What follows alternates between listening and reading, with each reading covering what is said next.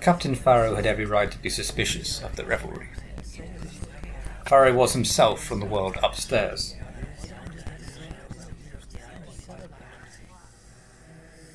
Ever since being dragged downstairs, he had never spoken in anything more than a whisper.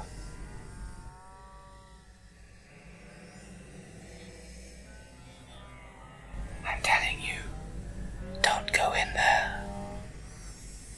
I rolled my eyes with irritation. We had ventured down here to hunt and explore. Why cower away from it all? "We'll only take a quick look," I pledged. "Have you seen or heard this before?" "No, never. This does not happen here." I shrugged and turned to listen. The snapping of ants surrounded us. "We can't turn back. It won't be safe. We'll have to keep going onwards." His shoulders sagged in defeat, so I continued into the danger.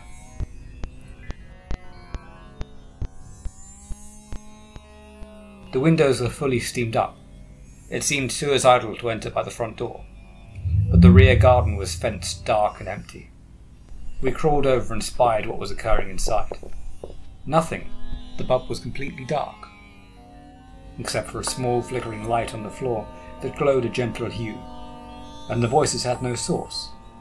Suddenly, the light grew brightly. An almighty screeching sound emanated from the pub. We covered our ears and climbed.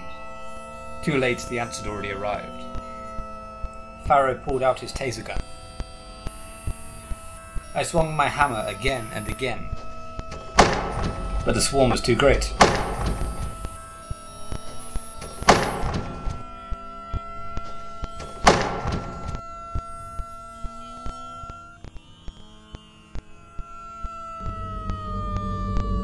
Suddenly there was a low humming sound.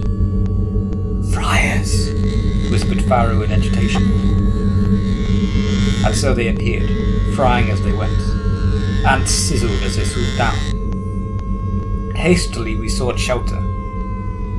The only plausible place was an old hayloft, reachable only by a broken ladder.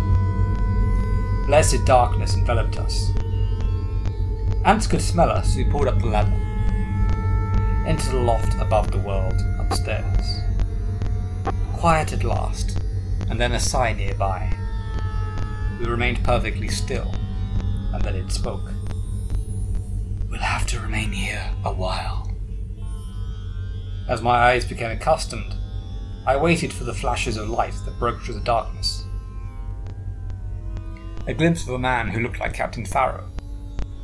Farrow agreed as he hissed a whispered scream. No, this isn't happening."